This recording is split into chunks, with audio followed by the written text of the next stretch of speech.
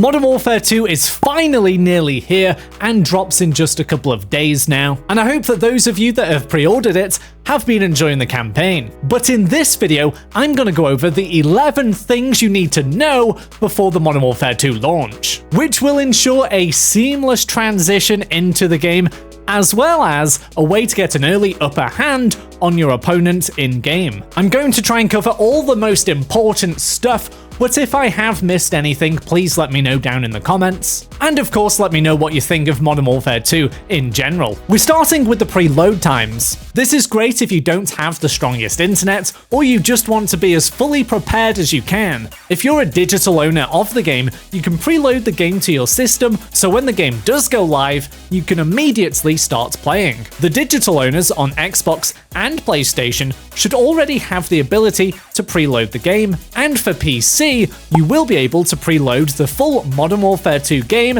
on October the 26th at 10 AM Pacific time. You can convert that to your local time, or you can just find it on this helpful map. Then for the launch time, this is midnight, your local time. So the second it hits the 28th of October, wherever you are, you can start playing. Now, a trick I do on Xbox from the UK is to change my location to New Zealand the day before. Since it's the 28th of October, many hours earlier in New Zealand than it is here, so I can start playing early. I don't think this works for PlayStation players, but for Xbox, it's as simple as changing your location on the settings. And for PC, I'm afraid I'm not sure either. It's hard to find an answer online for that, but please do let me know in the comments. So that's the launch time, but what can we expect from day one content on Modern Warfare 2? We'll have 12 unique modes, including third person, and that's split between 10 traditional modes on the core maps and 2 ground war modes on the larger maps. It's unclear how many maps there will be for core modes at the minute, although 7 are definitely confirmed,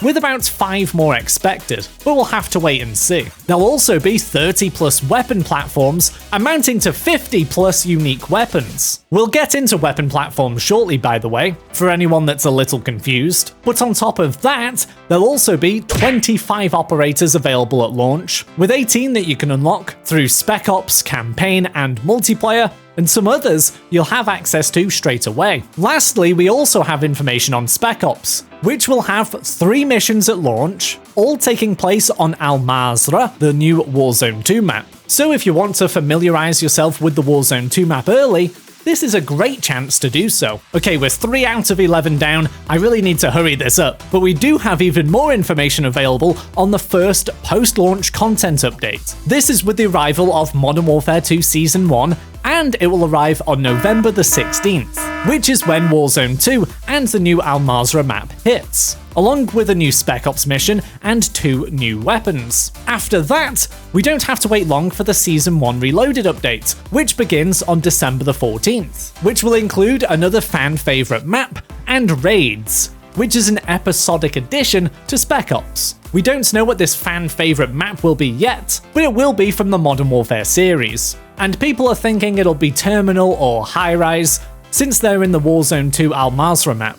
Okay, now I've got to quickly mention ranked play. This was on Cold War and Vanguard, but was missing on Modern Warfare, and of course is missing from Warzone. Whilst most Call of Duty games have a ranked play mode, Infinity Ward usually opts not to include one, but it does appear that Modern Warfare 2 will likely have a ranked mode, because Infinity Ward kind of teased it at the COD Next event. It had Infinity Ward's Director of Communications, Stephanie Snowden, say that we have been listening to conversations in the community, specifically about small maps, Ricochet anti-cheat, ranked play, and beyond. It'd be very unfair if she did mention ranked play and then they didn't bring that out. So there's no confirmed release date for Modern Warfare 2's ranked play, but don't expect it sooner than early 2023. So it won't be available straight from launch, but at least we're likely going to get one for those of you with a more competitive appetite. Now, I did mention Spec Ops briefly just a moment ago, but I wanted to give it a special mention of its own, since this is the main side mode on Modern Warfare 2.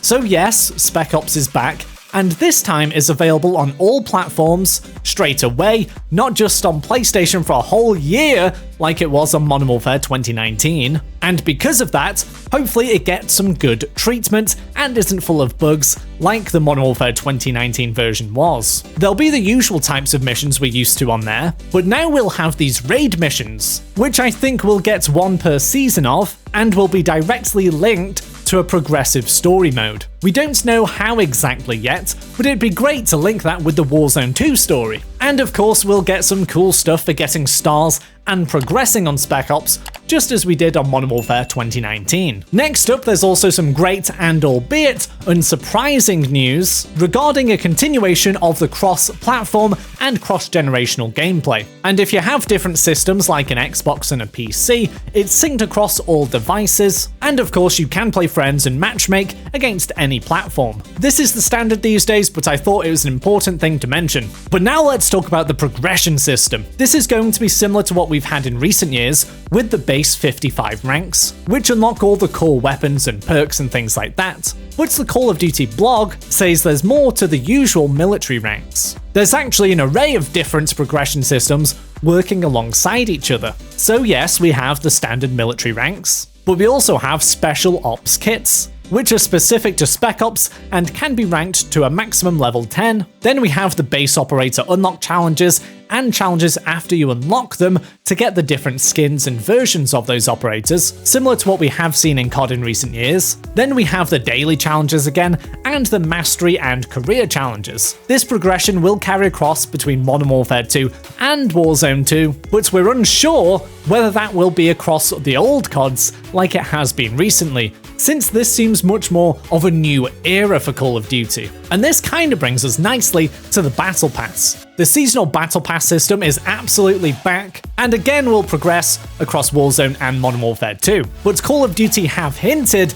that it'll work a little differently, but we'll have to wait and see what that exactly means. The big Battle Pass will begin with Season 1 on November the 16th. However, there will also be a pre-Season 1 Battle Pass active from launch day until Season 1, which will have plenty of stuff on offer for us to get into. Now we need to talk about the weapon unlock and attachment systems. If you played the Modern Warfare 2 beta, you know that this looks a little confusing, and hopefully the user interface is updated for launch, because I think many players will be confused. At launch, there will be 33 unique weapon platforms available to unlock through the military ranks. So basically, as we rank up between 1 and 55, we get more access to weapon platforms. And then each weapon platform can contain up to 6 weapons, which can be obtained by leveling up specific weapons within a weapon platform. Try and stick with me here. By unlocking all these weapon platforms and completing all applicable weapon platform progression thresholds, you will have 51 primary and secondary weapons to choose for a loadout. So basically, we have to get a weapon to a certain level to unlock another specific weapon, which then allows us to unlock other weapons if we get to a certain rank. The positive to this is we can get a weapon we really want early on in theory. If we target it, we don't have to wait until level 55. It also encourages people to use all the different guns, rather than have lobbies all using the same weapon. I think once we start using the new system, we'll get used to it. So altogether, this adds up to 10 assault rifles, 4 battle rifles, 7 submachine guns, 6 LMGs, 4 shotguns, 6 marksman rifles, and 3 snipers. And of course, 1 riot shield, followed by 5 sidearms, 4 launchers, and 1 melee secondary weapon. So for those of you that are going to be going for mastery camo, there's a hell of a lot to get into there. For tip number 11, I'm going to share some gameplay tips you need to know before the launch of Modern Warfare 2. These will absolutely help you get the upper hand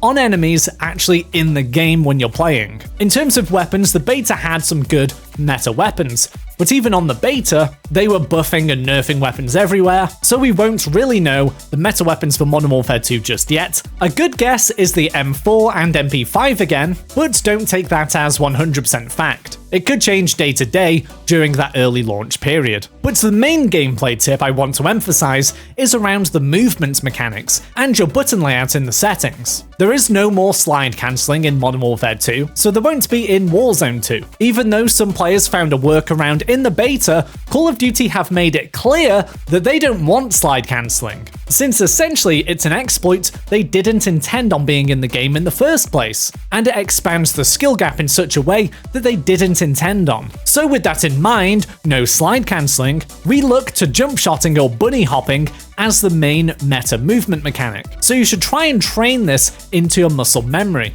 If you've been using the tactical button layout, it may be time for a change to either stick and move or bumper jumper tactical to give you a larger range of movement. Of course, drop shotting is still useful in a 1v1 strafey shootout though. It might be worth practicing some of these movements in the campaign if you do have early access to Modern Warfare 2, since this will have the same engine and movement mechanics as Modern Warfare 2 and Warzone 2. You'll have to let me know what you think of Modern Warfare 2 and all the changes coming to Call of Duty in the next few days, weeks and months down in the comments. See ya!